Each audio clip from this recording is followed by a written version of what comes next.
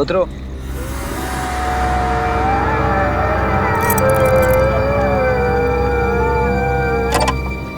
ये तुम मुझे कैसी जगह लाए हो प्रेम? प्रेम की बातें करने के लिए इससे अच्छी कोई और जगह हो ही नहीं सकती। ये जगह बहुत डरावनी है। यहाँ प्रेम की नहीं, सिर्फ आत्माओं की बातें हो सकती है। तुम्हारा सेंस ऑफ ह्यूमर भी कमाल का है। चलो आओ, मैं कुछ तुम्हें दिखाना चाहता हूँ। नहीं प्रेम, प्रेम लिसन, मुझे बहुत डर लग रहा है और ये जगह बहुत अजीब है। प्रेम प्लीज चलो ना, घर वापस चलते हैं प्रेम। प्रेम प्लीज। तुम चलो तो सही। प्रेम, प्रेम कितनी बदबू आ रही है यहाँ पे। Please please let's go. बदबू आ रही है? बदबू तो आएगी, क्योंकि इस जगह पे मैं तुमसे पहले 4 लड़कियों का खून कर चुका हूँ और अब तुम 5वीं हो। गुड बाय शिखा।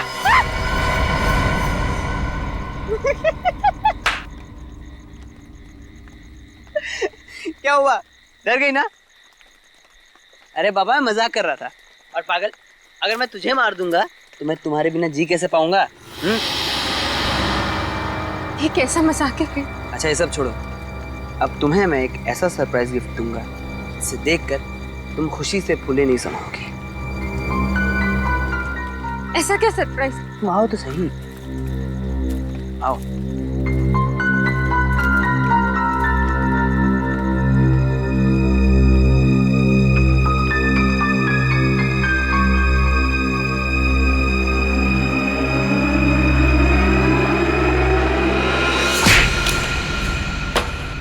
अरे ये क्या किया तुमने?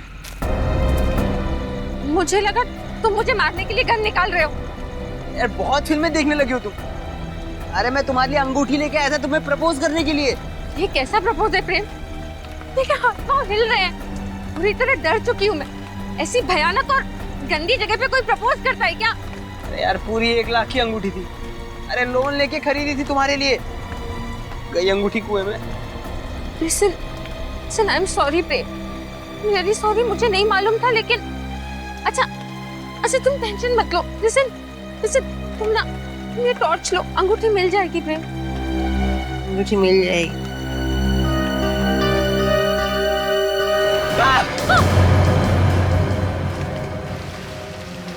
लाश बिल्कुल सड़ गई।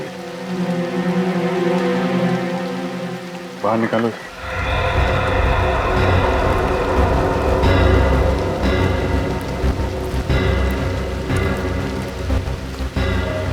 आप लोग जब यहाँ पे थे तो किसी आदमी को आसपास देखा था क्या? नहीं सर, सर एक्चुअल में ये जगह इतनी शांत है, तभी मैं शिखा को यहाँ लेके आया था। जिस जगह जरूरत से ज्यादा शांति होती है, जुर्म का खतरा वहाँ उतना ही बढ़ जाता है। सर यहाँ पे मिट्टी काफी ढीली है, ऐसा लग रहा है हाल ही में यहाँ पे खुदाई हुई है।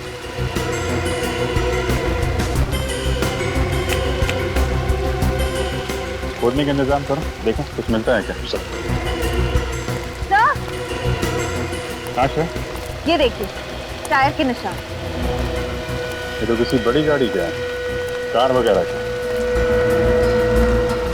ये लोग तो मोटरसाइकिल से आए हैं ना? हाँ सर। तो ये निशान उन्हीं से या फिर विक्टिम के कार के होंगे।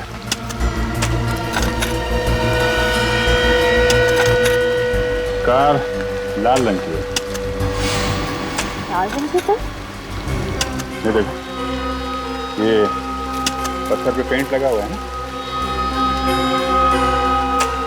लाल रंग का पेंट है। मतलब उन्हीं जब लाश फेंकने यहाँ आया होगा तो इसकी कार इस पत्थर से टकराई और कार का पेंट इस पत्थर पे लग गया। हाँ सर, काश किसी दिन मैं भी आपकी तरह और दया सर की तरह इन्वेस्टिगेट करता हूँ।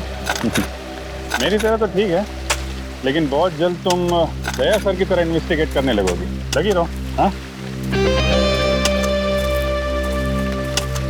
सर। हाँ सर यहाँ पे खोद के देख लिया, लेकिन कुछ मिला नहीं सर। कोई बात नहीं, अब बाकी सवालों का जवाब सर उनके साथ देंगे। हाँ सारुण जी, क्या पता चला? बस इस आदमी की मौत 1 हफ्ता पहले हुई है। और इसकी उम्र तकरीबन 30 साल है। अच्छा, निखिल एक काम करो, मिसिंग पर्सन ब्यूरो में फोन करो और पता लगा क्या पिछले हफ्ते में 30 साल की उम्र का कोई आदमी गायब है क्या? हाँ सर, और कुछ पता चला? हाँ,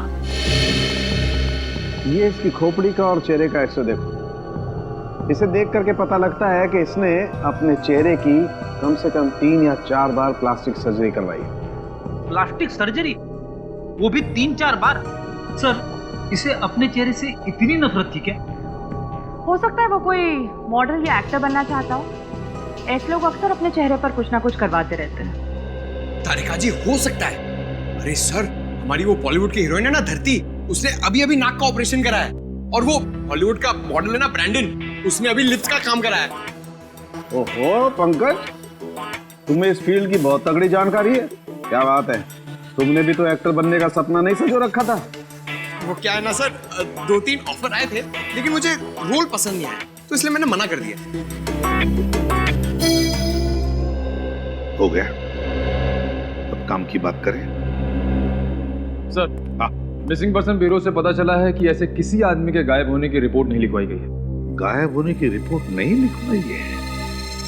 ये कैसे हो सकता है? क्या इसे घर वालों को चिंता नहीं कि यह आदमी है कहाँ, किस हालत में है? हो सकता है इसके परिवार में कोई हो ही ना। मगर निखिल, कोई दोस्त वोस्त तो होगा, कोई रिश्तेदार होगा? हाँ सर, एक दोस्त तो है जिसका नाम है जुलू क्रैमर। जुलू क्रैमर? ये कैसा नाम है? जुलू क्रैमर? ये तो किसी कुत्ते की नस्ल का नाम है। हाँ सर, एक बहुत ही रेयर और खास किस्म का ब्रीड है ये। और इसी ब्रीड के कुत्ते का बाल मुझे इसके कपड़ों पे से मिला है। जुलू क्रैमर, बस एक खिड़की खुल गई इस आदमी तक पहुंचने की। शहर में जितने भी डॉग ब्रीडर्स हैं, सबसे पूछताछ करो, पता लगाओ किन किन लोगों के पास जुलू क्रैमर नस्ल के कुत्ते हैं।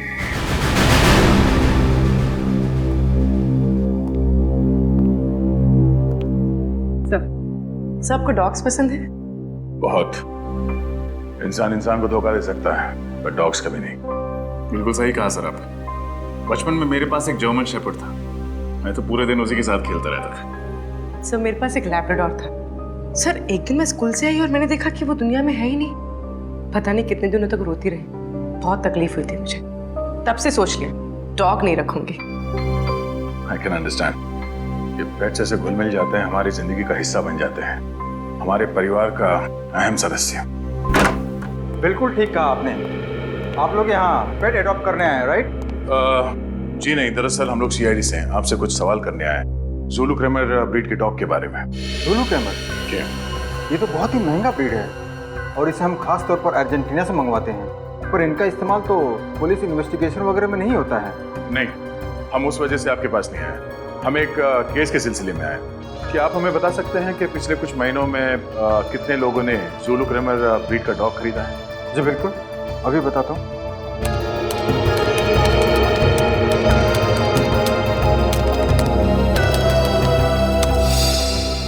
ये देखिए, पिछले 5 सालों में सिर्फ 3 लोगों ने इस ब्रीड की मांग की है। 3 लोगों ने? नाम और पता मिल सकता है?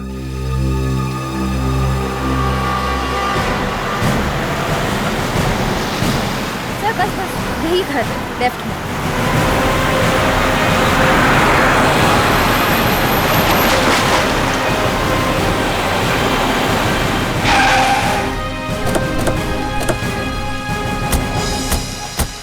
सर, जुलू क्रैमर की लिस्ट में ये आखिरी घर है।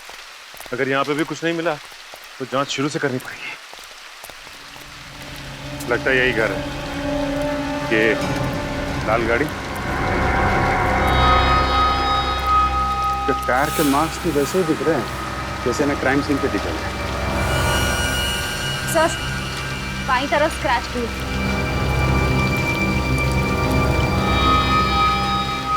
फिर तो ये घर मरने वाले का है या मारने वाले का? लाश के ऊपर से कुत्ते का बाल और ये यहाँ पे ये गाड़ी, दोनों में कुछ ना कुछ संबंध तो है। देखते हैं घर का मालिक राजीव कुमार मरने वाला है या मारने वाला।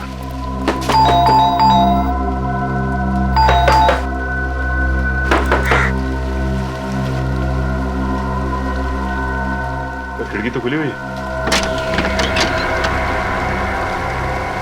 और अंदर भी कोई नहीं लगता है। ठीक है, घुस जाओ और दरवाजा खोलो।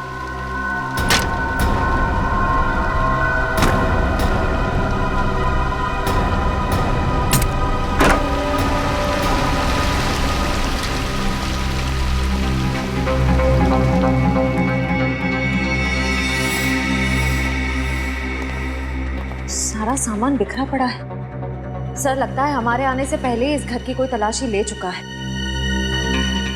तो ये विक्टिम का ही घर होगा। खूनी यहाँ कोई खास चीज ढूंढने आया होगा। अच्छी तरीके से तलाशी लेनी पड़ेगी घर की।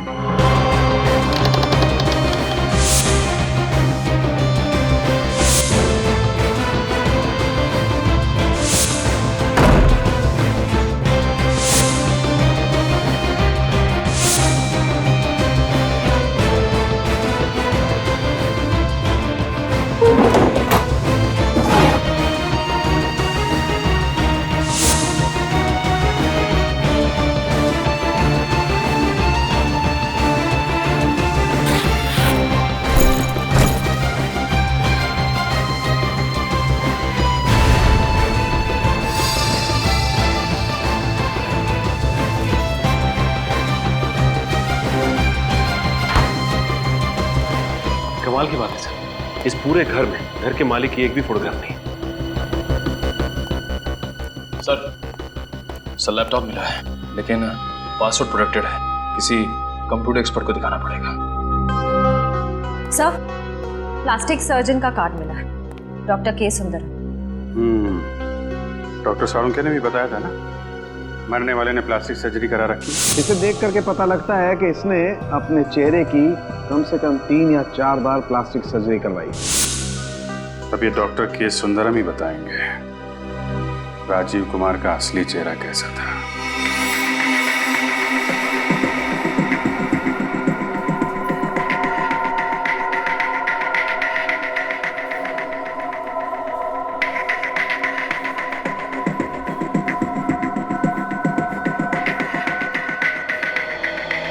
ठीक है, आप परसों सुबह 11 बजे की अपॉइंटमेंट लीजिए, उस वक्त आपका ऑपरेशन होगा। ओके? ओ सर, आप बताइए क्या कर सकता हूँ आपके लिए। डॉक्टर साहब, हम यहाँ एक केस के सिलसिले में हैं। क्या आप बता सकते हैं कि आपने किसी राजीव कुमार नाम के आदमी का प्लास्टिक सर्जरी किया था या नहीं? राजीव कुमार नाम तो कुछ सुना सुना सा लग रहा है।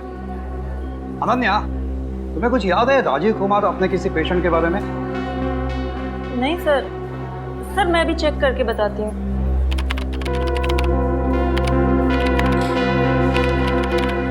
हाँ सर, पिछले साल अक्टूबर में इसने सर्जरी करवाई थी आपसे। ये देखिए सर।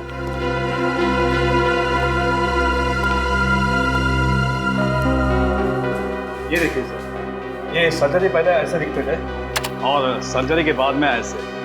सर्जरी से पहले भी इसका चेहरा कुछ खराब तो था नहीं। डॉक्टर साहब, आपने इनसे पूछा नहीं ये सर्जरी क्यों कराना चाहते हैं? सर, अब लोग सर्जरी नहीं कराएंगे तो हमारी क्लिनिक तो बंद हो जाएगी ना। और आप मानो या ना मानो, लेकिन सर्जरी के बाद इनके चेहरे पर एक अलग सा चार्म आ गया है। चार्म तो नहीं, पर सर पता नहीं क्यों इनका पुराना चेहरा कुछ जाना पहचाना सा लग रहा है। जाना पहचाना सा? हाँ सर, ऐसा लगता है कि ये कोई पुराना अपराधी है और इसने अपनी पहचान छुपाने के लिए प्लास्टिक सर्जरी कराई। पुराना अपराधी? देखते हमारे क्रिमिनल डेटाबेस में असली पहचान क्या है इस राजीव कुमार की। बहुत कर ली सीआईडी की नौकरी, अब ये काम मुझसे नहीं होगा। हुआ क्या फ्रेडी? हम लोगों ने इतने केसेस सॉल्व किए हैं, हर केस के बाद मुझे ऐसा लगता है कि मैं एक इंटेलिजेंट सीआईडी ऑफिसर बन गया हूं। मगर नहीं, इस बार भी कुछ ऐसा हुआ है, मेरी कुछ समझ में नहीं आ रहा है। ऐसा हुआ क्या है, कुछ बोलोगे भी? नहीं बोलूंगा, आप बस मेरा इस्तीफा लिखवा दीजिए, मैं अभी जाके एसीपी साहब को दे देता हूँ। अरे क्या हुआ है? ऐसा भी क्या सीरियस डिस्कशन हो रहा है? सब फ्रेडी सर सीआईडी छोड़ रहे हैं। फ्रेडी सर सीआईडी छोड़। ये लॉटरी कब लग गई है? अरे फ्रेडी, क्यों नौकरी छोड़ रहे हो? ऐसे कौन सी अच्छी नौकरी मिली सीआईडी से? हा? नौकरी कहाँ सर, मैं गांव जाके बाजरे की खेती करूंगा, यही ठीक है मेरे लिए। बाजरे की खेती गांव जाकर? थोड़ी देर रुकना, पहले ये बताओ हुआ क्या? क्या बताऊं सर, मैं राजीव कुमार की पुरानी फोटो अपने डेटाबेस में सर्च कर रहा था। तो कुछ मिला? मिला ना, ये राजीव कुमार नहीं है, टोनी नाम का पुराना खूनी है। ब्रिलियंट फ्रेडी, इसका मतलब है ये राजीव अपना चेहरा बदलकर घूम रहा था ताकि उसे कोई पहचान न ले, कोई पकड़ न ले। फ्रेडी, इतनी बड़ी बात तुमने ढूंढ कर निकाली और तुम बाजरे की खेती करने जा रहे हो? अरे सर, ये तो सिर्फ आधी बात है, बाकी की आधी आपको पता चलेगी तो आप भी दुखी हो जाएंगे। देखिए जरा बाकी आदि ऐसी कौन सी बात लिखी है?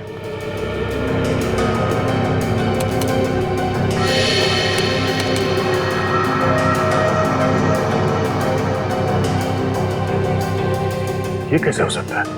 क्या हुआ था? सर, पुलिस ने टोनी को पकड़ लिया था, मगर रिकॉर्ड्स के मुताबिक 3 साल पहले बिंजलपुर जेल में उसे फांसी दी गई थी। क्या?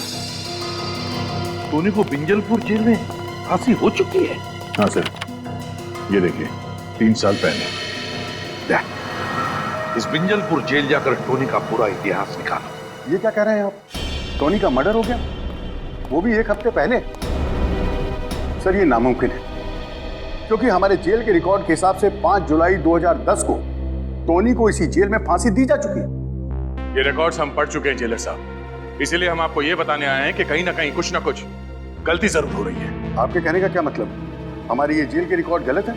लगता तो यही है। ये भी तो हो सकता है कि जो लाश आप लोगों को मिली है वो टोनी की नहीं बल्कि किसी और शख्स की हो। नहीं, बिल्कुल नहीं हो सकता। हमने उस लाश का डीएनए टेस्ट करवाया है, वो टोनी ही है जो प्लास्टिक सर्जरी करवा के नई जिंदगी जी रहा था। अगर वो टोनी है तो वो व्यक्ति कौन था जिसे इस जेल में फांसी की सजा दी गई? ये तो अब कब्र खोदने के बाद ही पता चलेगा।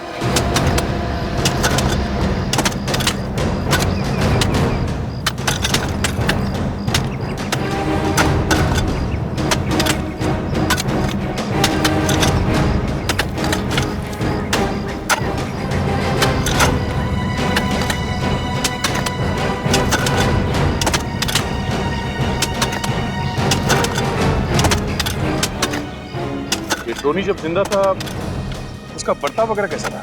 मुझे पता नहीं सर, मैं उससे कभी नहीं मिला। क्या है कि 2 साल पहले ही मेरा यहाँ ट्रांसफर हुआ है। और तुम? सर, मेरा पिछले महीने ही यहाँ ट्रांसफर हुआ, मैं भी कभी नहीं मिला उससे। जेल में कोई तो होगा जो टोनी के वक्त का होगा। सर, कॉफिन मिल गया। निकालो बाहर, संभाल के, संभाल के बोलो सर।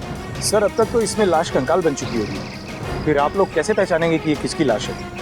टोनी की लाश को तो पहचान लिया, इसे भी पहचान लिया।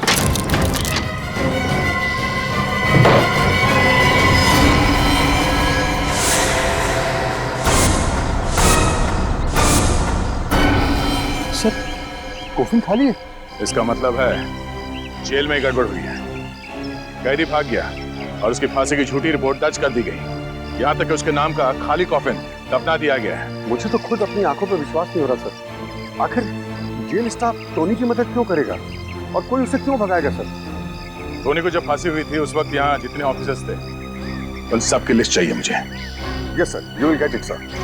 सर, इस टोनी के फांसी का मामला कांच की तरह एकदम साफ हो गया है। टोनी के झूठे फांसी के तुरंत बाद जल्लाद, ऑन ड्यूटी डॉक्टर और जेलर तीनों ने 1 महीने के अंदर अंदर इस्तीफा दे दिया था सर। ओह, इन्होंने 1 महीने के अंदर अंदर नौकरी छोड़ दी। तो इसका एक ही मतलब हो सकता है दया कि टोनी को बचाने में इन तीनों का हाथ है, तीनों का हाथ है। मगर सर, टोनी को बचाने के लिए उन तीनों ने अपनी नौकरी तक कुर्बान कर दी, इसमें उनका क्या फायदा हुआ? सर, जेल जाने से पहले टोनी ने बैंक लूटा था और लूट के दौरान उसने 3 लोगों को जान से मार दिया था और लूट के पैसे अभी तक पुलिस के हाथ नहीं लगे। फिर मामला साफ है दया, ये सारा प्लान टोनी का रचा हुआ है, टोनी का रचा हुआ। उसने उन तीनों को बैंक से लूटे हुए पैसों की लालच दिखाई। हाँ सर, सबने मिल बांट के पैसे खाए हैं सर। टोनी को बचा के उसे रिकॉर्ड्स में मरा हुआ घोषित कर दिया। है ना कितनी शर्म की बात। जब कानून के रखवाले ही इस तरह से अपने ईमान का सौदा करने लगे तो फिर एक आम आदमी किसका दरवाजा खटखटाएगा? आम आदमी किसका दरवाजा खटखटाएगा? देख, उन तीनों के एड्रेस वगैरह कुछ मिल गए? अभी तक नहीं सर, पर टोनी की पत्नी नताशा, उसका एड्रेस मिला है।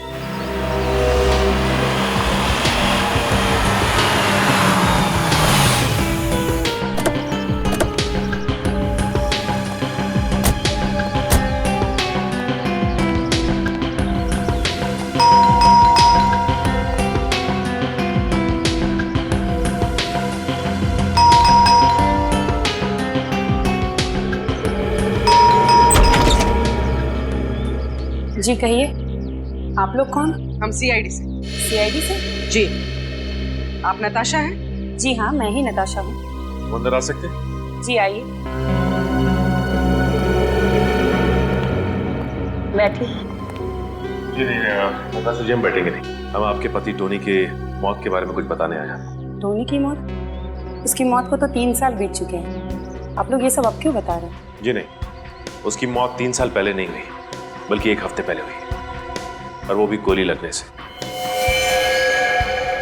क्या आप लोग ये सब क्या कह रहे हैं? उसे तो फांसी दी गई थी, वो भी 2010 में। जी नहीं, उसे फांसी नहीं दी गई, ये सिर्फ एक दिखावा था। ओह, मुझे तो लगा था उसने सिर्फ मेरे साथ ही दिखावा किया, और उसने तो कानून को भी धोखा दे दिया। कहीं ये झूठी हैरानी दिखा के तुम ये तो नहीं साबित करना चाहते कि तुम वाकई में टोनी के बारे में कुछ जानती नहीं हो? टोनी जिंदा था। इन 3 सालों में वो तुमसे मिलने कभी ना कभी आया ही होगा। टोनी ने मुझे धोखा देकर मुझसे शादी की थी। मैं समझती थी कि वो एक शरीफ आदमी है, पर जैसे ही मुझे पता चला कि वो एक मुजरिम है, मैंने उसे छोड़ दिया। यहाँ तक कि उसकी लाश भी लेने नहीं गई थी।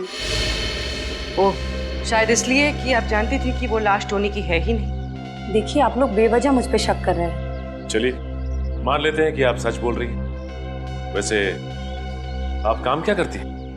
मैं एक टीचर हूँ, बच्चों को मैथ्स पढ़ाती हूँ। क्या बात, टीचिंग तो एक बहुत ही नॉबल प्रोफेशन है। घर काफी अच्छी तरीके से सजाया आपने। Thank you. उम्मीद करते हैं कि आपको दोबारा तकलीफ देने की जरूरत ना पड़े।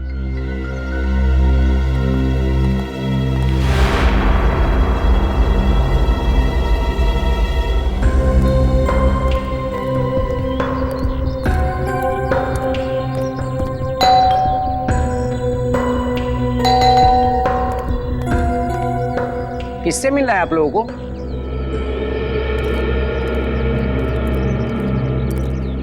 हमें प्रशांत कुमार से मिलना है। यहीं रहते ना?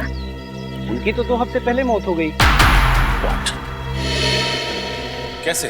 दिल का दौरा पड़ने से।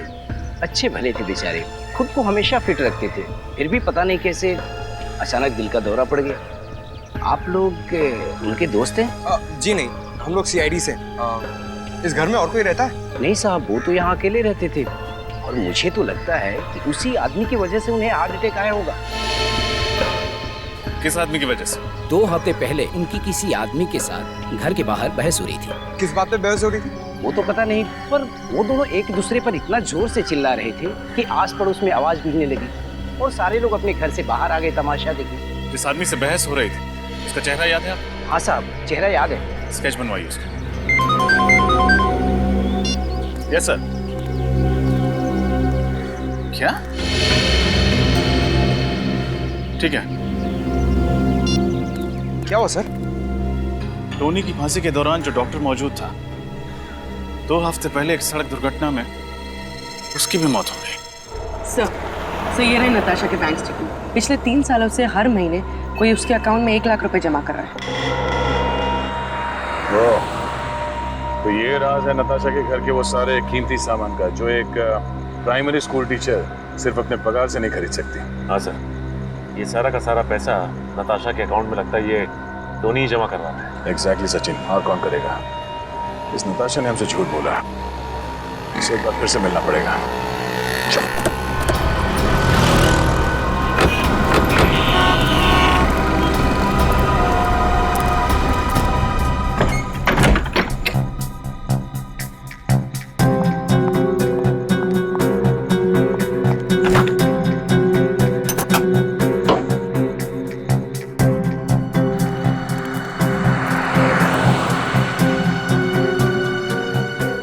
ये तो अपना सामान लेके घर से भागने की तैयारी में।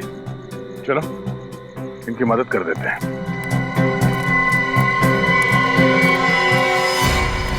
आप लोग यहाँ इस वक्त? ये कोई वक्त है किसी शरीफ इंसान के घर आने का? शराफत की कितनी बड़ी गुड़िया हो तुम, उसका खुलासा तुम्हारे बैंक डिटेल्स में कर दिया। आप लोग मेरी जासूसी कर रहे हैं। तुमने हमसे झूठ क्यों कहा कि तुम टोनी से एक बार भी नहीं मिले? टोनी बहुत चाहता था आपको, हा? हर महीने 1 लाख रुपए देता था। हमें तुम पर सख्ती से पेश आने पर मजबूर मत करो। सच बोलने का मूड है या तू रख के? हाँ, जेल से निकलने के बाद टोनी आया था मेरे पास। उसने मुझसे झूठ बोला। उसने कहा था कि सारे गलत धंधे छोड़कर वो शराफत की जिंदगी गुजारेगा, लेकिन नहीं। सांप जैसे डसना नहीं छोड़ता ना, वैसे ही टोनी जैसा मुजरिम कभी गुनाह का रास्ता छोड़ ही नहीं सकता। तो तुमने उसे फिर छोड़ दिया? हाँ, और क्या करती मैं। पिछले कुछ दिनों से मुझे धमकी भरे फोन आ रहे थे। वो आदमी कह रहा था कि इस पाप की कमाई का कीमत चुकाने का वक्त आ गया है। कौन था वो आदमी? पता नहीं सर, किसी प्राइवेट नंबर से फोन आ रहा था। जब आप लोगों ने मुझे टोनी की मौत की खबर सुनाई तो मैं बहुत डर गई थी। मुझे लगा वो आदमी मुझे भी मार डालेगा, इसलिए मैं शहर छोड़कर भाग रही थी। ये बात आपने हमें पहले क्यों नहीं बताई? मुझे लगा आप लोग मेरी बातों पर यकीन नहीं करेंगे और मुझे भी जेल में डाल देंगे। कानून कभी बेगुनाह लोगों को सजा नहीं देता। आप घबराइए मत। जब तक वो खूनी पकड़ा नहीं जाता, हम आपको पूरी सुरक्षा देंगे।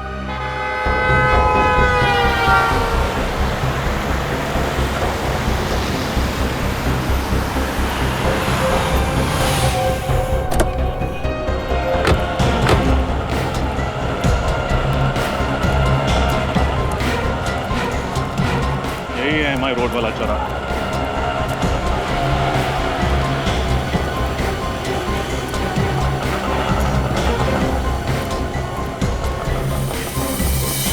टोनी के केस के दौरान जो मेडिकल डॉक्टर मौजूद था, उसका एक्सीडेंट ठीक इसी जगह पर हुआ था। सर, फिर तो सामने वाले गराज वाले ने जरूर कुछ ना कुछ देखा होगा। चलो चल के पूछता हूँ।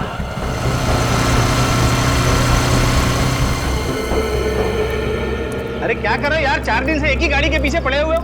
हाँ? शाम को इसकी डिलीवरी देना है मुझे। अरे जल्दी करो। सुनिए। हाँ हाँ जी बोलिए। हम लोग CID से 2 हफ्ते पहले आपके गैराज के सामने जो सड़क दुर्घटना हुई थी, उसके बारे में कुछ पूछताछ करनी है। पर सर, मैं पुलिस को स्टेटमेंट तो दे चुका हूँ। अब CID को भी दे दीजिए। जब वो हादसा हुआ था क्या आप गराज में ही थे? हाँ मैडम, मैं गराज पे ही था। वो जिस आदमी की मौत हुई है वो हमारे गराज पर उसकी गाड़ी ठीक करवाने के लिए आया था। बैठे बैठे बोर हो रहा था तो कहने लगा कि मैं कोल्ड ड्रिंक पी के आता हूँ। सर, बेचारा जैसे ही रोड क्रॉस करने की कोशिश करने गया, एक तेज रफ्तार से आती हुई गाड़ी ने उसको टक्कर मार दी। जिस गाड़ी से उसकी दुर्घटना हुई, आपने उसका नंबर देखा था? नहीं सर, नंबर तो नहीं देखा।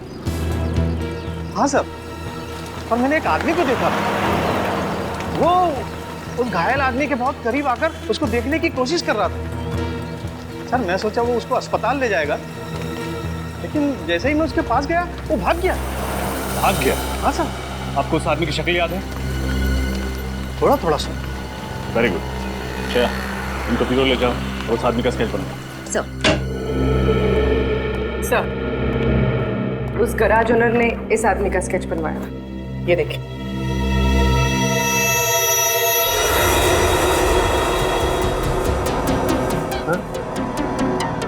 ये तो संजय है, विंजलपुर जेल का डेप्यूटी जेलर। संजय, विंजलपुर जेल का डेप्यूटी जेलर, और ये मार रहा है सबको? हाँ सर, इसकी कुंडली निकाली तो पता चला कि टोनी ने जिस बैंक पे रॉबरी की थी, उसमें जो 3 लोग मारे गए थे, उनमें से एक इस संजय के पिता भी थे। टोनी ने जिस बैंक में रॉबरी की उसमें 3 लोग मारे गए, उसमें एक थे संजय के पिता। संजय के पिता, संजय के पिता। ओह, दया, अब आ रही है बात समझ में। लगता है ये संजय अपने पिता की मौत का बदला ले रहा है। पहले उसने टोनी को मारा और फिर उन 3 लोगों को मारा जिन्होंने टोनी की मदद की भागने में। हाँ सर, और वो भी उसकी पोस्टिंग उसी जेल में हुई। उसके लिए तो और भी आसान हो गया उन चारों तक पहुंचना। हाँ दया सर, इससे पहले कि ये संजय टोनी की बीवी को कुछ नुकसान पहुंचाए, उठा लो इसे।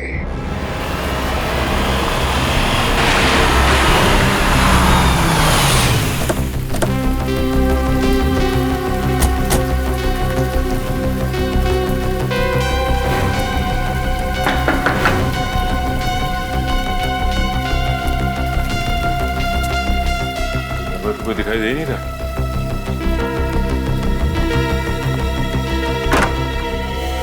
सीआईडी सर, आप लोग यहाँ? टोनी के खूनी का कुछ पता चला?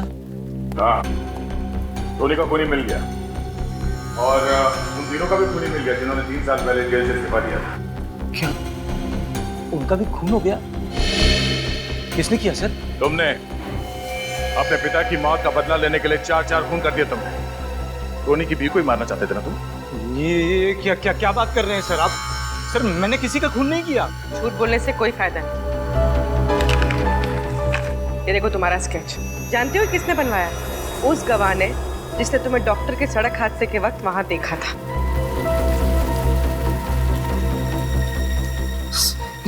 ये सच है सर, मैं डॉक्टर का पीछा कर रहा था लेकिन मैंने उसे नहीं मारा सर। मैं तो सिर्फ जेल में हुई साजिश की तहकीकात करना चाहता था। मैं जानना चाहता था कि मेरे पिता के कातिल को उसके जुर्म की सजा मिली है कि नहीं सर। फिर एक बार झूठ।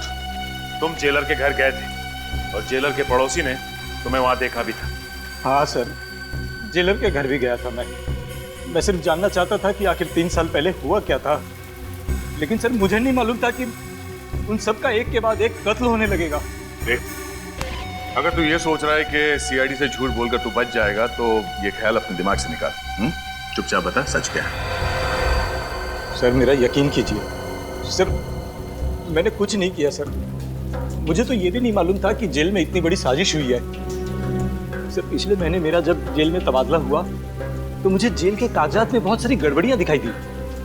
बस मैं तभी से उसकी तहकीकात में लग गया था। अच्छा, उस डॉक्टर पे किसने गाड़ी चढ़ाई, कुछ देखा था तुमने? नहीं सर, जिसने गाड़ी चढ़ाई मैं उसका चेहरा नहीं देख पाया।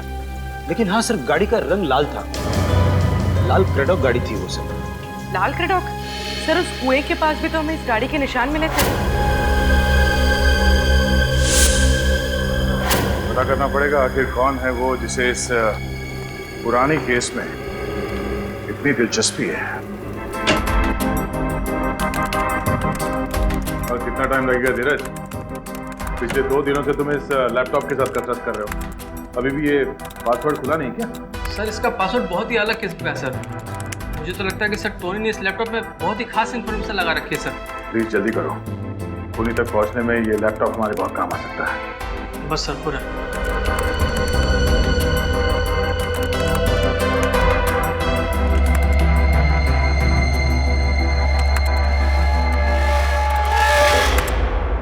हो गया सर। सर पासवर्ड क्रैक हो गया। पासवर्ड क्रैक हो गया? Very good, thank you very much. तुम जा सकते हो। Thank you sir. हाँ थैंक्स। देखो जरा, देखो क्या छुपा के रखा है।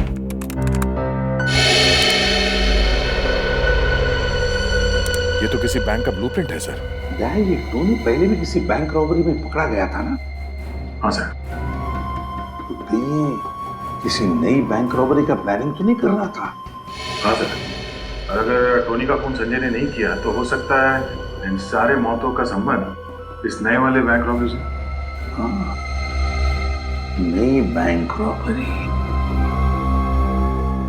नई वाली बैंक रॉबरी।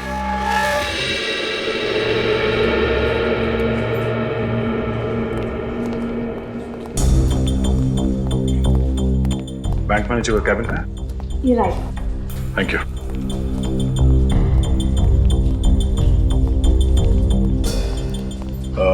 मैनेजर साहिबा, हम लोग सीआईडी से हैं। सीआईडी? हमें पता चला है कि पिछले हफ्ते आपके बैंक में 10 करोड़ की डकैती हुई थी। मत पूछिए सर, वो मेरी लाइफ का सबसे बुरा दिन था। हमारे बैंक की सालों की इज्जत, रेपुटेशन, भरोसा एक ही झटके में चकनाचूर हो गया। ठीक से सिक्योरिटी का इंतजाम नहीं था आपके बैंक में? मैम, हमारे बैंक में मॉर्निंग में सिर्फ एक ही सिक्योरिटी गार्ड होता है और शायद ये बात लुटेरों को पता थी, इसलिए वो उसी वक्त आए। सर, उस कुएं के पास एक जगह है, मिट्टी थोड़ी ऊबड़ खाबड़ थी। हो सकता है टोनी ने लूटा हुआ पैसा वहीं गाड़ा हो सकता है रजत। मैम, जब आपके बैंक में डकैती हुई थी उस वक्त का सीसीटीवी फुटेज देखनी है हमें।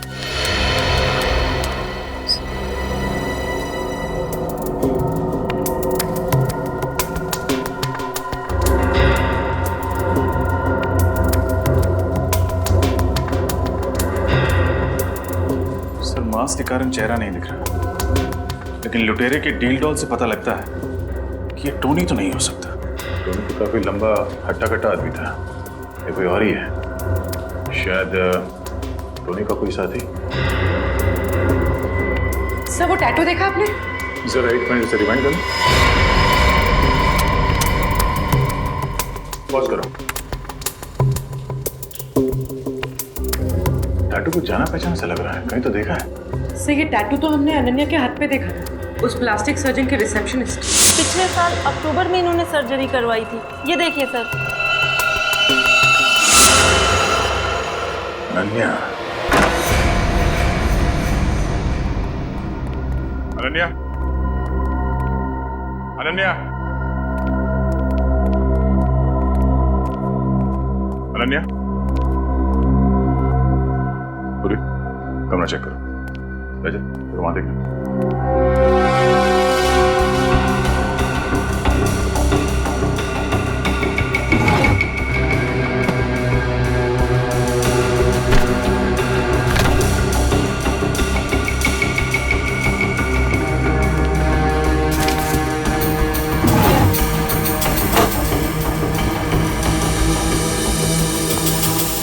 सर, अनन्या नहीं है, तब भाग गई। सर, फोन के पास इस बस कंपनी का कार्ड है। और कहीं इसी बस में बैठ के शहर छोड़ने के चक्कर में तो नहीं है? फोन करके देखते हैं।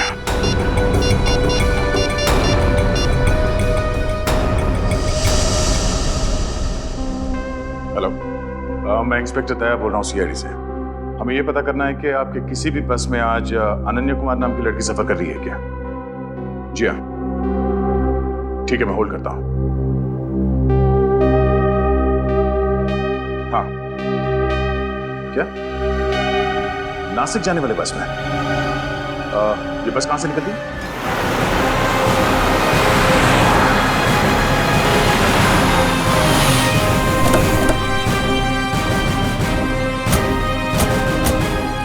यहीं से बस में बैठकर अनन्या शहर छोड़ने वाली है। कहीं हमें देखकर भाग न जाए। एक काम करो, आसपास फैल जाओ और नजर रखना उस पर।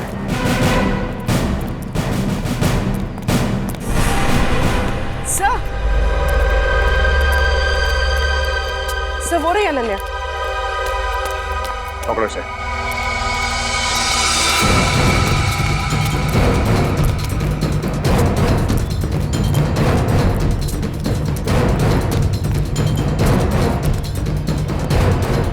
अनन्या कहाँ गई?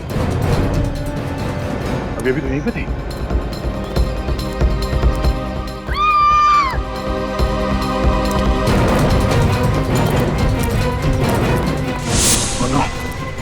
अनन्या, अनन्या, अनन्या ठीक हो?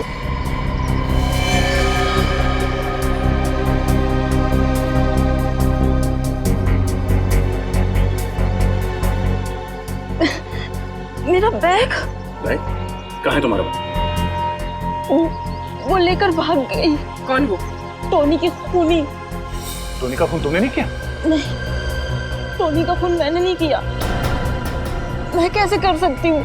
वो तो मेरा दोस्त था। तो किसने किया खून? मुझे नहीं मालूम।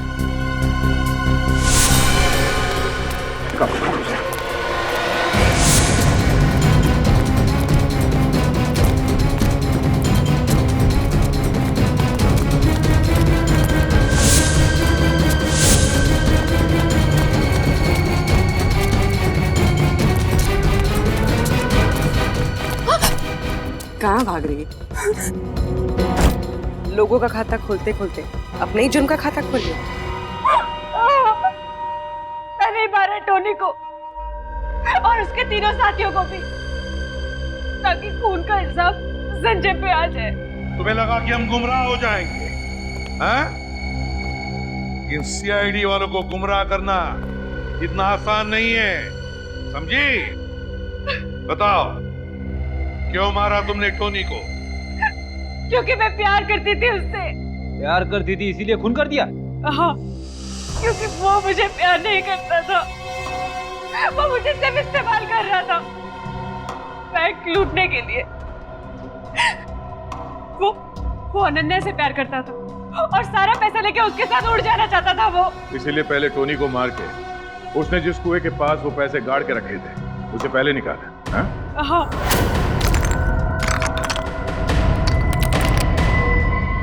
बस बहुत धोखा दे दिया तुमने मुझे। अब तुम्हारा खेल खत्म।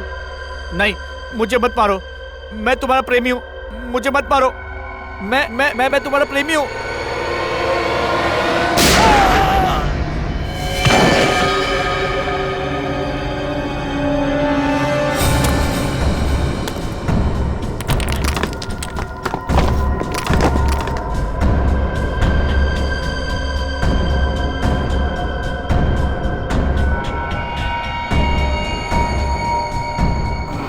टोनी के पास भी आधा पैसा था, बाकी का आधा पैसा उस अनन्या के पास था।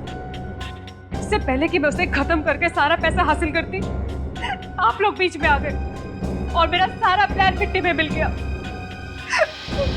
क्या लगा तुम्हें? प्यार में हार गई तो लोगों को मारती फिरोगी? 4 खून किए तुमने, 4 खून। तुम्हें तो फांसी ही होगी। अब जेल में सड़ते बैठना फांसी का ऑर्डर आने तक।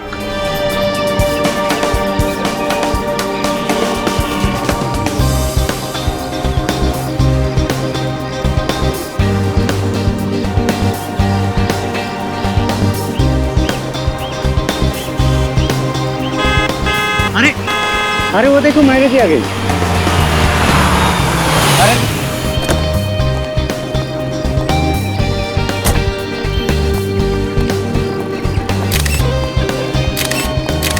Thank you. मैम कैसा लगा आपको घूमने? मैम हमने सुना है कि आप घूमने के लिए स्विट्जरलैंड गई थी। बिल्कुल ठीक सुना है आपने। काम करते करते काफी थक गई थी तो सोचा टहल कर आ जाओ। शेखर जी की नई फिल्म का म्यूजिक लॉन्च है, इस बारे में कुछ कहना चाहती हैं ma'am? I wish Shekhar all the very best. भगवान करे कि उनकी बाकी फिल्मों की तरह यह फिल्म भी सुपर हिट हो और वो अपनी अगली फिल्म में मेरे साथ करे। आपने उनके साथ बहुत ही हिट फिल्में दी है, पर इस फिल्म में उन्होंने आपके जगह एक नई एक्ट्रेस को कास्ट किया है, तो आपको दुख तो हुआ होगा। इसमें बुरा मानने वाली क्या बात है? शेखर को लगा होगा कि शायद उस रोल में एक नई लड़की अच्छी तरीके से फिट हो सकती है। That's it. But I am sure Shekhar के पास अगर मेरे लायक कोई स्क्रिप्ट होगी तो वो मुझे बताने में झिझकेंगे नहीं। सुना है सुपरस्टार रविंद्र कुमार के साथ बहुत ही जल्द आप शादी करने वाली हैं। No personal question please. Thank you.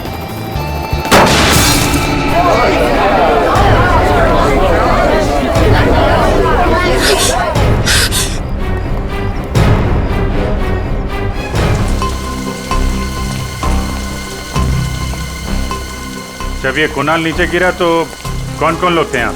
Sir मैं और मीडिया वाले थे। कहाँ से गिरा ये? सर पता नहीं, वो नहीं देखा। मतलब? सर मैं मीडिया वालों को इंटरव्यू दे रही थी कि अचानक बहुत जोर से आवाज आई और मैंने पीछे पलट के देखा तो सर मेरी कार के ऊपर कुणाल गिरा हुआ था और सर खून बह रहा था। सर मुझे नहीं पता सर, मैं बहुत घबरा गई थी। ये मैनेजर कौन है? सर मैं इस होटल का मैनेजर हूँ, मैंने ही आपको कॉल किया था। किस रूम में ठहरे थे मिस्टर कुणाल? पता नहीं सर, वो तो होटल में थे ही नहीं। क्या होटल में थे ही नहीं? गिरे तो ऊपर से ही है ना? हाँ सर। आसपास कोई दूसरी बिल्डिंग नहीं है जहाँ से गिरे हो? ध्यान नहीं दिया होगा आपने, अंदर जाते हुए देखा नहीं होगा। सर मैं तो रिसेप्शन पे था पूरे दिन, वाकई अंदर नहीं आए थे।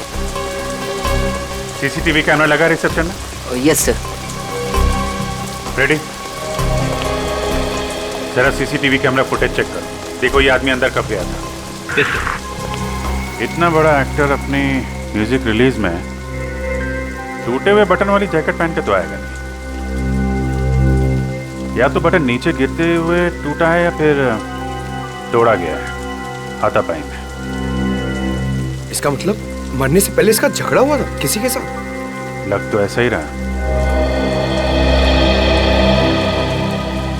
अच्छा, कुणाल का किसी के साथ कोई झगड़ा वगड़ा हुआ था क्या? नहीं सर, कुणाल बहुत ही अच्छा लड़का था। वो हमेशा सबसे मिलजुल के रहता था। सर, उसका झगड़ा किसी के साथ हो ही नहीं सकता।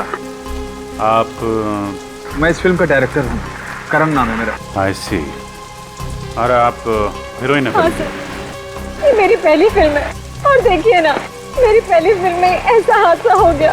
हादसा या मर्डर ये तो अभी कह नहीं सकते, बहुत जल्द पता चल जाएगा। फिलहाल आप लोग कहाँ थे जब कुणाल यहाँ गिरा?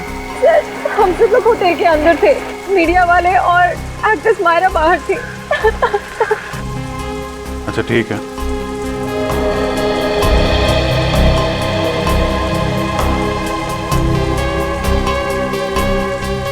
जिस तरीके से ये कार की छत हिचकी हुई है, काफी इम्पैक्ट है। मतलब ये काफी ऊंचाई से गिरा है।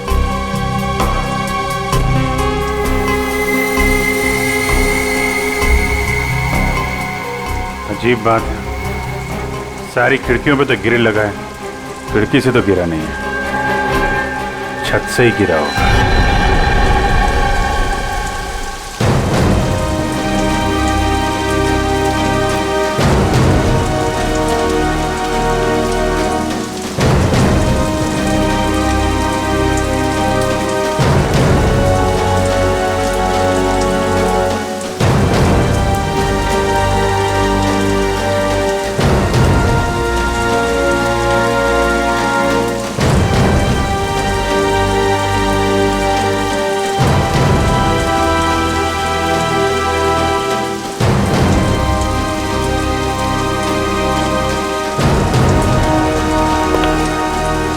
सर, होटल के सारे कमरे चेक कर लिए, दिखकर कहीं भी ये नहीं लगता है कि कुणाल वहां से कूदा है।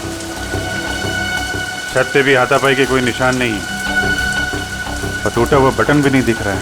सर, कुणाल होटल में आया ही नहीं था। होटल में आया नहीं? नहीं सर, मैंने पिछले 7 दिन का सीसीटीवी फुटेज चेक किया है, कुणाल होटल में आया ही नहीं था। ये कैसे हो सकता है? सर, ये भी तो हो सकता है कि कुणाल होटल आया हो और खूनी ने उसका सीसीटीवी फुटेज मिटा दिया हो। कहीं होटल में कोई काम करने वाला तो खूनी नहीं है? सर, ये भी हो सकता है कुणाल भेष बदल के इस होटल में आया हो, फिर यहाँ से उसने कूद के आत्महत्या कर ली।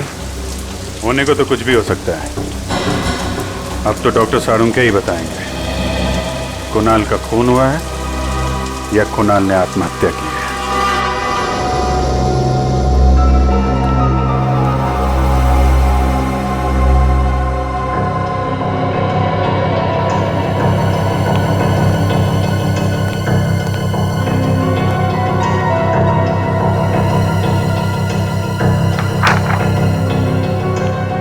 डॉक्टर साहब, कुछ पता चला? हाँ दया, मौत तो इसके ऊपर से गिरने की वजह से ही हुई है, लेकिन ये आत्महत्या नहीं है, ये एक खून है। खून है? हाँ। मतलब इसे ऊंचाई से फेंका गया? हाँ दया। जरूर ये चोट खूनी के साथ हाथापाई के दौरान आई होगी। एग्जैक्टली सचिन, इसे ये चोट तब आई जब किसी ने इसके सर पर बाईं तरफ वार किया किसी भारी चीज से, शायद इसे बेहोश करने के लिए। हाँ सर, क्राइम सीन पर हमें इसकी शर्ट का एक बटन भी तो नहीं मिला था।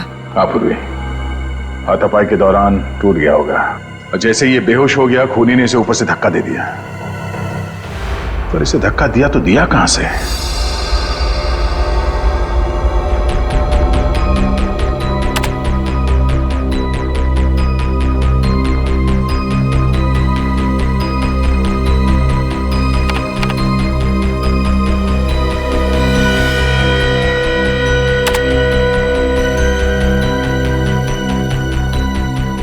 सर, हमने होटल के कमरे, होटल की छत सब अच्छी तरह से चेक कर लिया सर, पर वहां पे कोई सुराग नहीं मिला। समझ में नहीं आ रहा लाश गिरी तो गिरी कहां से? लाश आसमान से तो नहीं गिरी है दया, कहीं ना कहीं से तो गिरी है। हाँ पूर्वी, कुछ पता चला मीडिया फुटेज में से? सर ये देखिए, सर इस फुटेज में कुणाल गिरते हुए तो दिख रहा है, मगर कहाँ से गिर रहा है वो पता नहीं चल रहा। लेकिन सर अगर मैं वहाँ की मीडिया वालों की बातचीत का ऑडियो बंद कर दूं और वहाँ के एम्बियंस यानी बाकी चीजों के ऑडियो ऑन रखूं तो सर एक आवाज आती है। सुनो,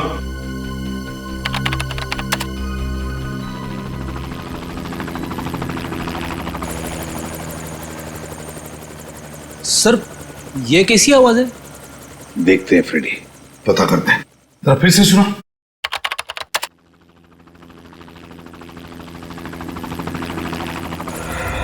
सर कहीं ये हेलीकॉप्टर की आवाज तो नहीं है? क्या, मुझे भी यही लगता है, ये हेलीकॉप्टर की ही आवाज है। तो मतलब है कुणाल को हेलीकॉप्टर से नीचे फेंका गया? मीडिया इवेंट के दौरान हेलीकॉप्टर उड़ा होगा और उसी में से कुणाल को नीचे गिरा दिया गया होगा। पूर्वी काम करो, पता लगाओ उस इवेंट के दौरान कितने हेलीकॉप्टर ने उड़ान भरी थी और किसने बुक किया था। सर इस सब में दो चीजें सामने आती है।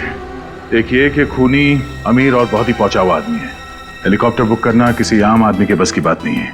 और दूसरा ये कि कुणाल खूनी को अच्छी तरह से जानता होगा, तभी तो वो हेलीकॉप्टर में बैठने के लिए राजी हो गया। सर जिस वक्त कुणाल को फेंका गया उसके कुछ ही देर बाद उन्नति मैदान में एक हेलीकॉप्टर क्रैश हो गया सर। क्या? उन्नति मैदान में हेलीकॉप्टर क्रैश हो गया? तो फिर दया कहीं वही हेलीकॉप्टर तो नहीं जिसमें से कुणाल को फेंका गया? हाँ पता नहीं सर कैसे हुआ है, समझ में नहीं आ रहा है। अभी तक कोई आया क्यों नहीं? इंश्योरेंस प्रीमियम के लिए तो दौड़ कर आते हैं। सर लगता है वो लोग आ गए।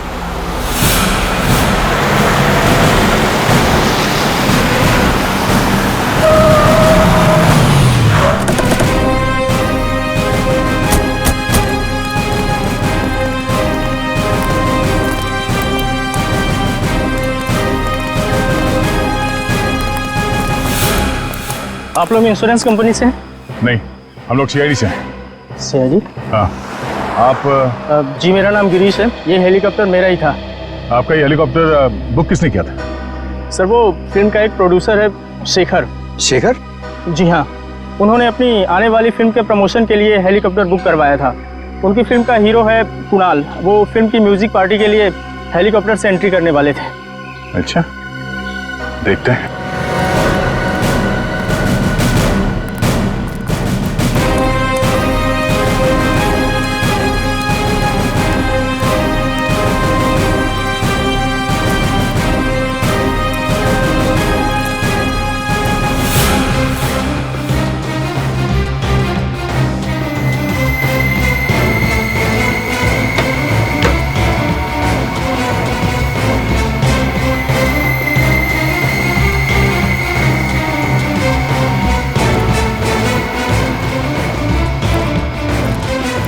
अरे सुनिए, हेलीकॉप्टर के अंदर कोई लाश मिली? नहीं सर। सर कहीं कुणाल ने हेलीकॉप्टर से कूद के आत्महत्या तो नहीं कर ली? नहीं पंकज, डॉक्टर सालुंके ने बताया कि ये मर्डर है। जरूर कुणाल के साथ कोई ना कोई था हेलीकॉप्टर में जिसने उसे पहले मारा, बेहोश किया और फिर हेलीकॉप्टर से बाहर फेंक दिया और शायद पैराशूट से वो बाहर निकल गया। सर कहीं ये सारा किया तरह शेखर का तो नहीं? सर वो हमें होटल में भी नहीं मिला था। सर ऐसा कौन सा प्रोड्यूसर होगा जो अपने ही फिल्म के म्यूजिक लॉन्च पे मौजूद ना हो सकता है। एक काम करो, चारों तरफ नजर दौड़ा और हाँ वो ब्लैक बॉक्स पता करो, ब्लैक बॉक्स कहाँ है, उसी से पता चलेगा इस खूनी के बारे में। सर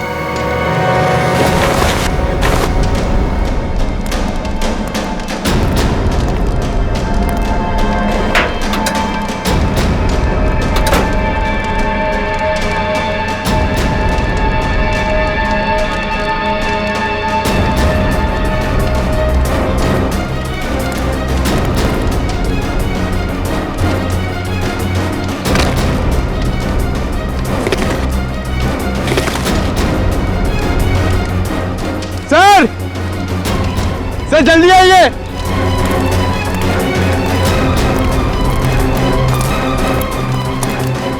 सर ये देखिए, ये पैराशूट है। गुड जॉब पंकज, आजकल बहुत काम करने लगे हो। Thank you sir. Sir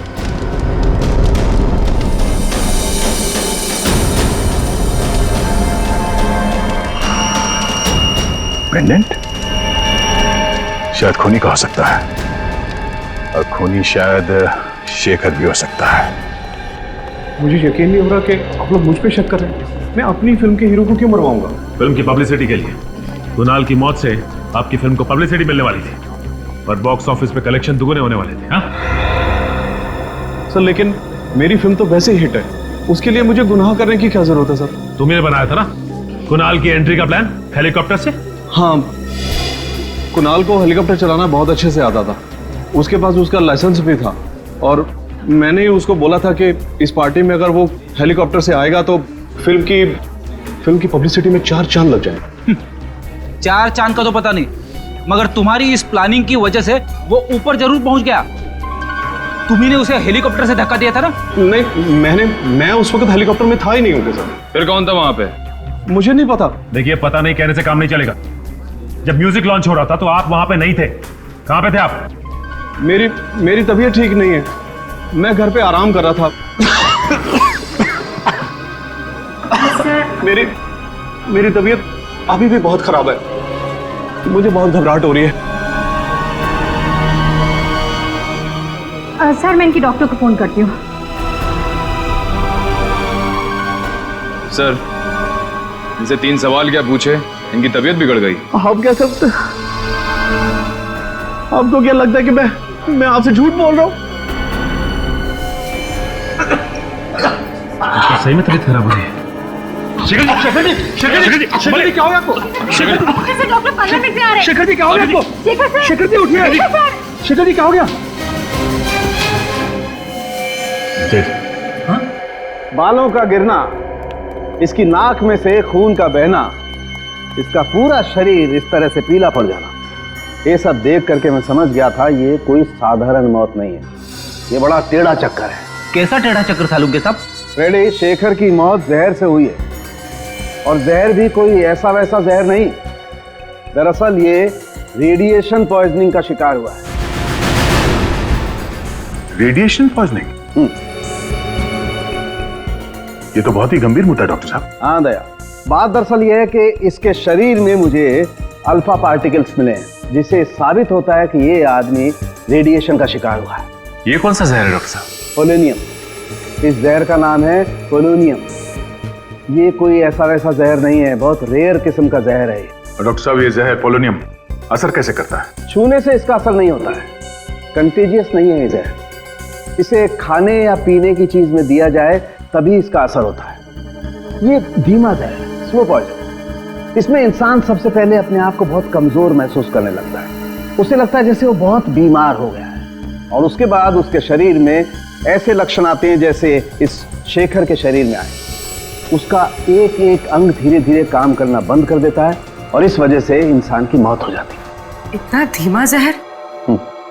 sir, ये जहर शेखर की बॉडी में कब गया होगा? मौत से तकरीबन 24 घंटे पहले। 24 घंटे पहले? और ये पोलोनियम जहर खूनी के पास कहां से आया होगा? ये हर जगह आसानी से तो नहीं मिलता। मैं एक काम करता हूं दया, मैं जानने की कोशिश करता हूं कि इस शहर में किस किस के पास ये पोलोनियम नाम का जहर हो सकता है। तब तक हम पता करते हैं कि मरने के ठीक 24 घंटे पहले ये शेखर कहां था और किसके साथ था। अभिजीत, ब्लैक बॉक्स की रिकॉर्डिंग सुनते हैं, पता चल जाएगा उड़ान के वक्त हेलीकॉप्टर में क्या बातें चल रही थी। सब प्ले कर दूं? हाँ।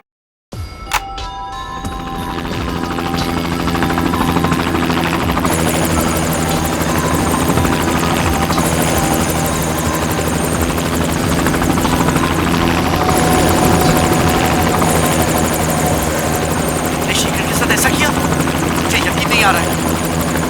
क्यों किया ऐसा तुमने? मुझे जवाब दो।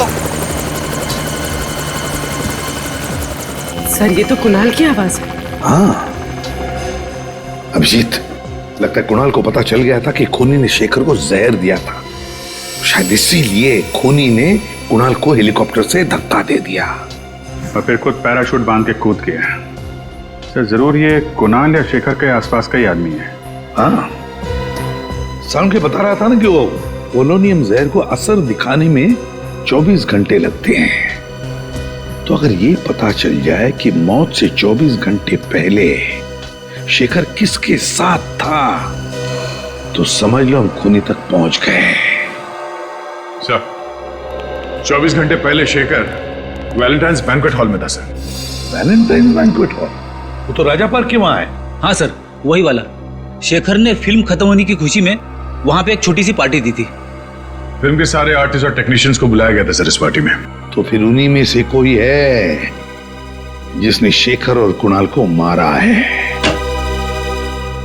अरे चारुंका साहब आप यहाँ पे? हाँ अभिजीत, मैं मुझे मालूम है। मुझे यहाँ देख करके तुम्हें उतनी खुशी हो नहीं रही है जितनी लैब में किसी और को देख करके होती है। वो बात नहीं है सर। लेकिन क्या करूं यार, आना पड़ा, क्योंकि उस पोलोनियम वाले साइंटिस्ट का नाम सिर्फ मैं बता सकता हूँ, तारिका जी नहीं। तो फिर साइंटिस्ट का नाम बता साळुंखे। देवेन पेटेकर। देवेन पेटेकर? हाँ। ये तो बड़ा भारी नाम है सर। हाँ फ्रेडी, जितना भारी नाम है उतना ही भारी काम है। बॉस, इस देवेन पेटेकर ने पोलोनियम पे जितनी रिसर्च की है ना, उतनी किसी ने नहीं की। उसका एड्रेस वगैरह है? हाँ बॉस, इस कागज पे उसका एड्रेस, टेलीफोन नंबर सब कुछ लिखा। इस डॉक्टर देवेन पेटेकर से तो हम बाद में मिलेंगे, लेकिन पहले ये पता लगाना पड़ेगा कि वैलेंटाइन बैंक्वेट हॉल में शेखर को जहर दिया किसने। कोना कोना अच्छी तरीके से चेक कर लो। शेखर जी 24 घंटे पहले यहाँ थे। अगर उन्हें यहाँ पे जहर दिया गया है तो उस जहरीली रेडिएशन के कोई ना कोई सुराग यहाँ जरूर मिलेगा। सर मैं आपसे कह रहा हूँ सर, आपको सुन कुछ गलतफहमी हो गई है। यहाँ कौन मार सकता है शेखर जी को? अरे यार, मैं तुम्हारे स्टाफ पे थोड़ी ना शक कर रहा हूँ, मेहमानों में से भी कोई हो सकता है ना? वैसे कल स्टाफ में से कौन था यहाँ पे? कितने लोग थे? 3 थे सर। उनमें से 2 तो आज नाइट में है और एक यहीं पे है। उसका नाम मयंक है। बुलाओ मयंक को, बुलाओ।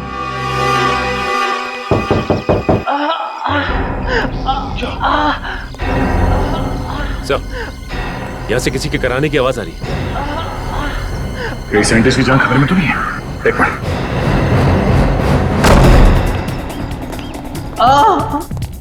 उसे पेटेगा?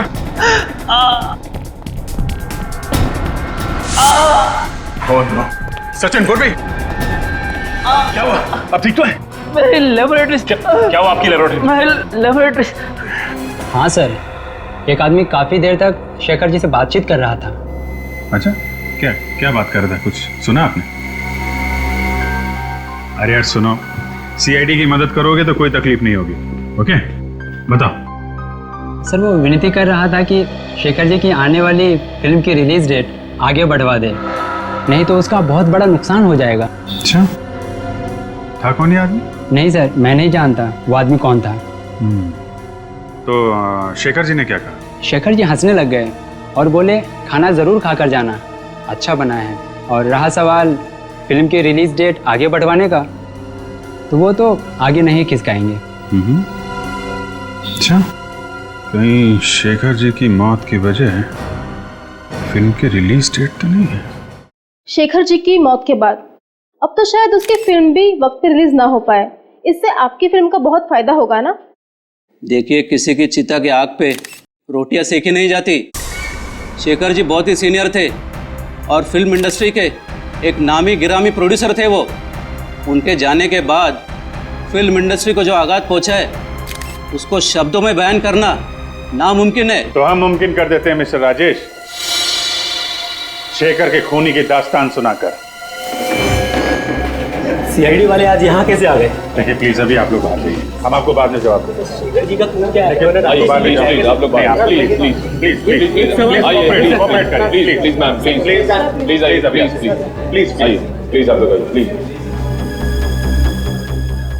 ये क्या कर दिया आपने?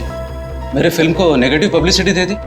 वो कहते हैं ना आप लोग, any publicity is good publicity. मैं नहीं मानता। मेरे लिए मेरी इमेज और मेरी इज्जत बहुत मायने रखती है। इज्जत मायने रखती है तो फिर खून क्यों किया शेखर का? मैंने शेखर का खून नहीं किया है। मैं एक कलाकार हूँ, फिल्म प्रोड्यूस करता हूँ, मैं खूनी नहीं हूँ। क्योंकि शेखर ने तुम्हारी बात नहीं मानी, अपनी फिल्म की रिलीज डेट आगे नहीं की, इसलिए तुमने ये तरीका ढूंढ निकाला उसकी फिल्म को पोस्टपोन करने का। ये बात सच है कि मैं उनको रिक्वेस्ट करने गया था, लेकिन जरूरी थोड़ी है कि उन्होंने बात सुनी नहीं तो मैं उनको खून कर डालूंगा। अच्छा, अगर आपने खून नहीं किया तो फिर किसने खून किया? मुझे क्या पता सर, मुझे तो सिर्फ इतना मालूम है कि मैं निर्दोष हूँ। मेरी बीवी भी अक्सर मेरी बात मानती नहीं है, तो इसका मतलब ये थोड़ी है कि मैं हर एक का खून कर चुका हूँ। जब शेखर का खून हुआ तो कहाँ थे आप? सर उस वक्त मैं होटल में ही था। उनकी फिल्म की हीरोइन समीरा से बात कर रहा था मेरी अगली फिल्म के लिए। सर यहाँ पे तो फिंगरप्रिंट स्कैनर लगा हुआ है। देवेंद्र जी ने स्कैनर इसलिए लगाया होगा ताकि उनके अलावा कोई और इस लैब के अंदर जा ना सके। सब फिर हम लोग अंदर जाएंगे कैसे? अब यहाँ तक आ ही गए हैं तो अंदर भी पहुंच ही जाएंगे। सचिन एक काम करो, ऑफिस में। सर इस पर कुछ लगा हुआ है। ये तो खून जैसे लग रहा है। पूरी जरा चेक कर। सर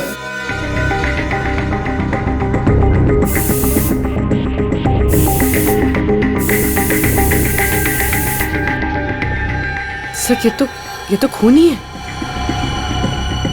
यहाँ पे खून कैसे लगा?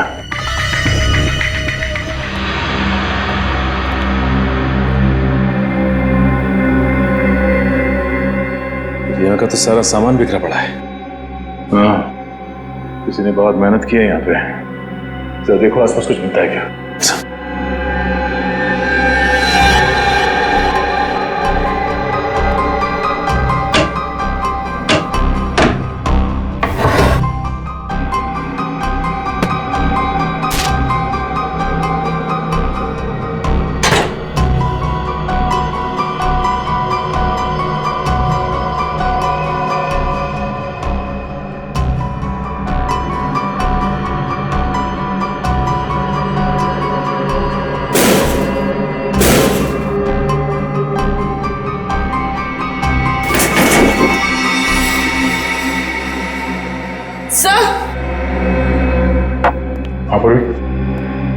सर इसमें से एक बॉटल गायब है। गायब है? ओह, पोलोनियम जहर इसी लैब से चुराया गया है। सर ये देखिए, खून की बूंद गिरी हुई है। देवेंद्र की कटी हुई उंगली तो हमें लैब के बाहर मिली थी, तो फिर ये खून यहाँ कैसे है? सर कहीं ये खून खूनी का ही तो नहीं है? अगर ये खून खूनी का है तो वो ज्यादा देर हमसे बच नहीं पाएगा।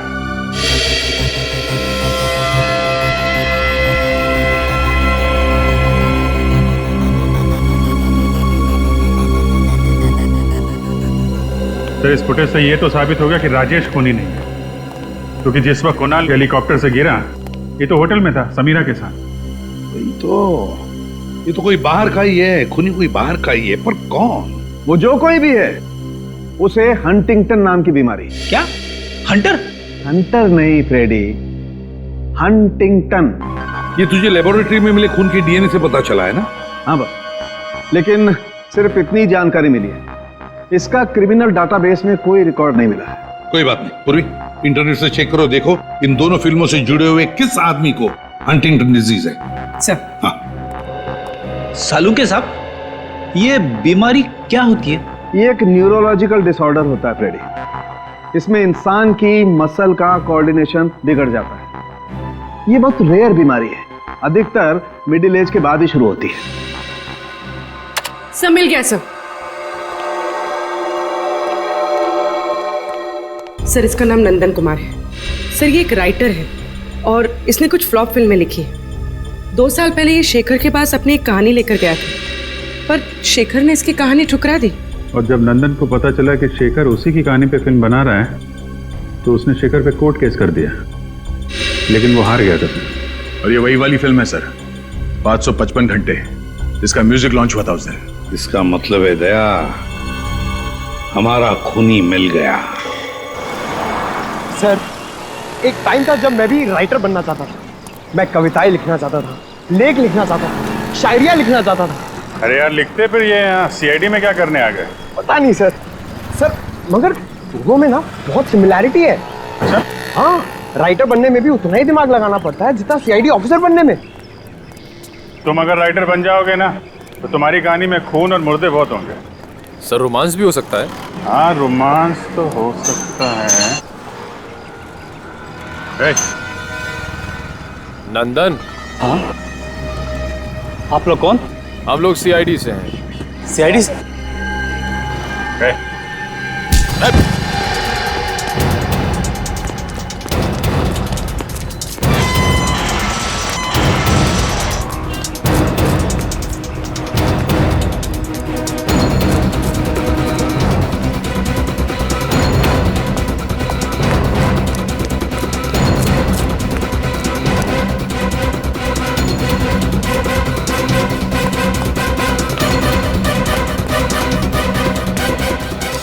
सर, उस तरफ तो नहीं मिला।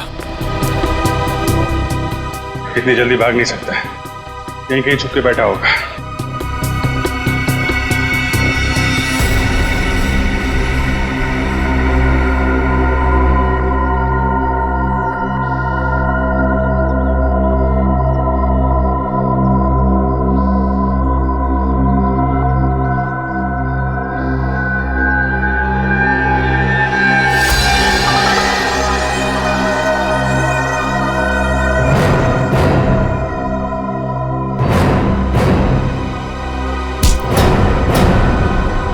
छोड़ दो मुझे, छोड़ दो मुझे।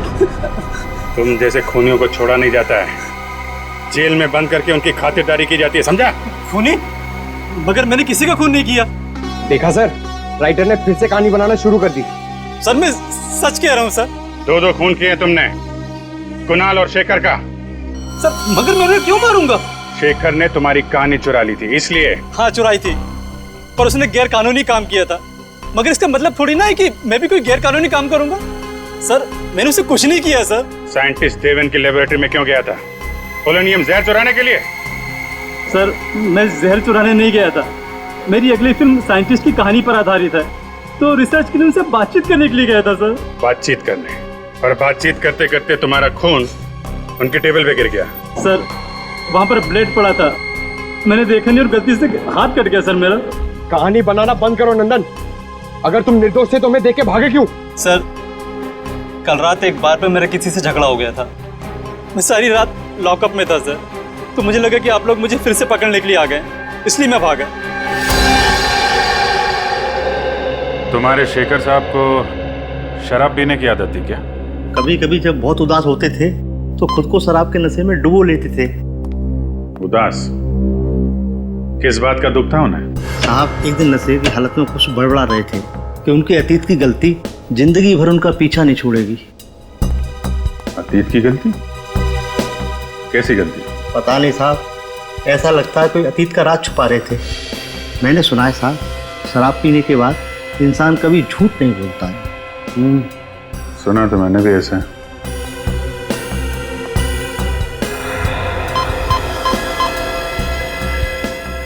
सर ये देखिए सर, इस क्लास में अल्फा पार्टिकल्स मिले हैं सर।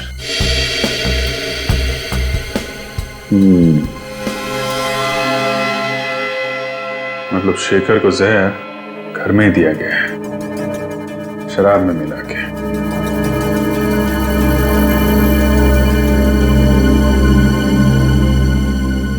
जब शेखर की मौत हुई तुम कहाँ थे? साहब उस दिन काम जल्दी खत्म हो गया था, मैं शाम को घर चला गया था। कितने बजे? ये कोई करीब 6:30 पौने 7 बजे। सर! हाँ पंकज? सर ये देखिए, यहाँ पे कुछ गड़बड़ है। निकालो।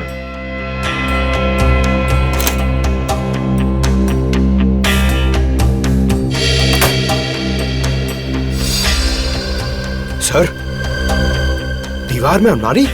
क्या है, निकालो जरा।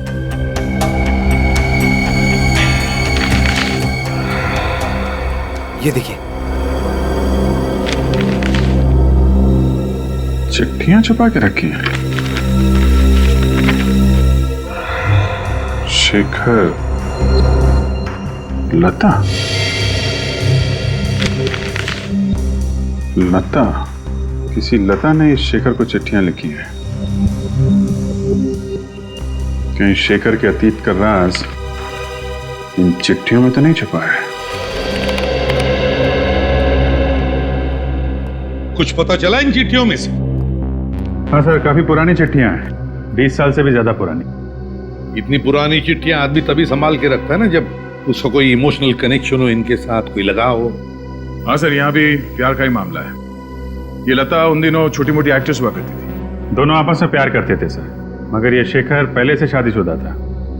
कई बार लता को वादा किया था उसने कि अपनी बीवी को डिवोर्स दे देगा, लेकिन ऐसा किया नहीं। शायद लता इसी बात से दुखी थी। हाँ सर, लेकिन उसने दुनिया के सामने ये बात जाहिर नहीं होने दी, क्योंकि उसे पता था कि इससे उसकी और शेखर की बदनामी हो सकती थी। वैसे लता आजकल है कहाँ पर, कुछ पता चला? हाँ सर, लता अब जिंदा नहीं है। 20 साल पहले 27 मार्च 1993 को उसकी छत से गिरने से मौत हो गई। हो सकता है ये एक्सीडेंट ना हो, और शायद इसमें शेखर का हाथ हो। फिर 20 साल बाद कोई तो है जो लता की मौत का बदला लेना चाहता है। लग तो ऐसा ही रहा है सर, जिस वक्त लता की मौत हुई थी उसकी एक 4 साल की बेटी थी सेजल। माँ की मौत के बाद उसे अनाथ आश्रम भेज दिया गया था, और अब वो 4 साल की बेटी 24 साल की हो गई है। अच्छा, तो हो सकता है इस बच्चे ने अपना पूरा बचपन माँ के बदले की आग में गुजारा हो। इस अनाथ आश्रम में जाकर पता लगाओ सेजल के बारे में, वो करती क्या है कहाँ।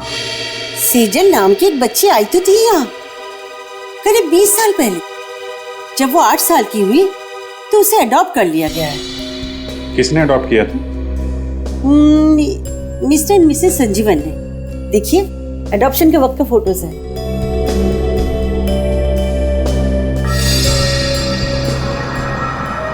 ये देखा? क्या सर? सेजल के गले में पेंडेंट। अरे हाँ सर, ये तो ठीक वैसा ही पेंडेंट है जो हमें हेलीकॉप्टर की क्रैश साइट पे मिला था। एग्जैक्टली, हमारा शक सही निकला। सेजल का इस केस से लेना देना जरूर है। रहती कहाँ है ये सेजल?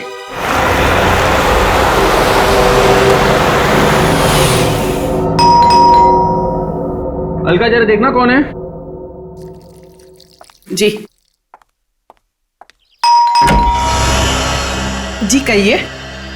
माजी, हम लोग सीआईडी से हैं। सीआईडी से? क्या बात है? अंदर आने के लिए नहीं कहेंगे? ओह सॉरी, आइए। Thank you. सुनिए, सीआईडी वाले आए हैं। सर, क्या हुआ? दरअसल हमें सेजल के बारे में कुछ बात करनी थी। क्या किया सेजल ने? हमें शक है कि सेजल ने खून किया। क्या? ये आप क्या कह रहे हो? सेजल किसी का खून नहीं कर सकती। तो सेजल को बुलाइए, हम उसी के मुंह से सुनना चाहते हैं। घर पे? जी, वो घर पे नहीं है। उसका फोन आया था, वो थोड़ी देर के बाद आएगी। सीआईडी की गाड़ी मेरे घर पे?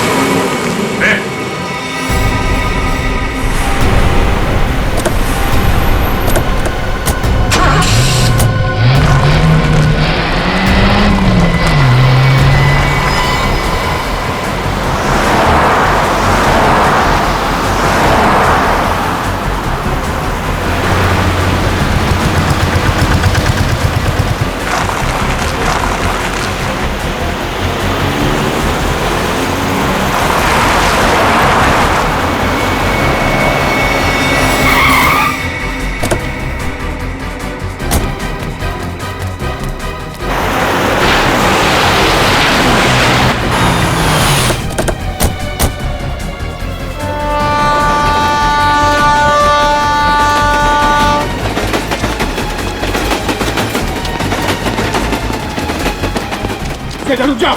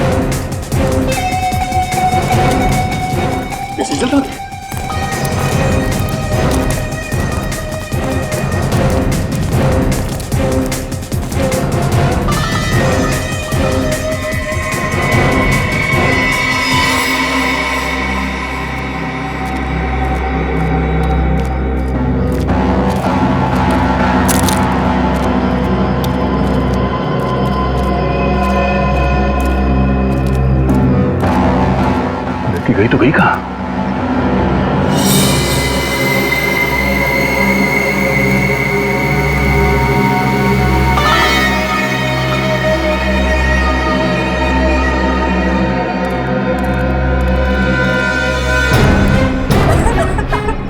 बस बहुत भाग ली, अब जरा अपना मुखड़ा तो दिखा दे।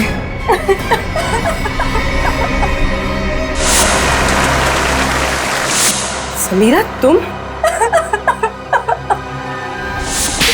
तो 4 साल की थी जब ये हादसा हुआ था। फिर 20 साल बाद तुमने शेखर को कैसे पहचान लिया? नहीं पहचानती थी, लेकिन मैंने सोच रखा था कि एक ना एक दिन उस आदमी को जरूर ढूंढ निकालूंगी जिसने मुझे अनाथ किया और उसे एक दर्दनाक मौत दूंगी। मैंने पोलोनियम के बारे में कहीं पढ़ा था कि एक धीमा जहर है और सोच लिया था कि इसी से शेखर को मारूंगी। पर शेखर को ढूंढा कैसे तुमने? मैंने उसे नहीं, उसने मुझे ढूंढा। वो अपनी फिल्म के लिए एक हीरोइन की तलाश कर रहा था जिसके जरिए वो मुझ तक पहुंच गया। अच्छा, तो फिर इत्तेफाक से उसके घर में तुमने तुम्हारी माँ ने लिखी हुई चिट्ठियां पढ़ ली और तुम समझ गई कि तुम उस खूनी तक पहुंच गई हो, है ना? हाँ, मैंने उसी दिन से उसे मारने का प्लान बना लिया था। और जब कुणाल को पता चला कि तुमने शेखर को जहर देके मारा है तो तुमने उसे भी मार दिया, हैं? हाँ, बिल्कुल परफेक्ट प्लान था मेरा। पहले होटल पहुंच के मीडिया के सामने तस्वीरें खिंचवाई और उसके बाद वहां के फायर एग्जिट से निकल गई। किसी ने देखा भी नहीं मुझे और हेलीकॉप्टर तक कुणाल के पास पहुंच गई और वहां से निकल गई। माना कि तुम्हारी जिंदगी मुश्किलों से भरी रही, लेकिन इसका मतलब ये नहीं कि बदले के लिए तुम खून पर खून किए जाओगे। 2 खून किए तुमने, तुम्हें तो शायद फांसी ही होगी। CID के और भी मजेदार और सस्पेंस से जुड़े एपिसोड्स को देखने के लिए हमारे चैनल को सब्सक्राइब करें और बेल आइकॉन दबाना ना भूलें।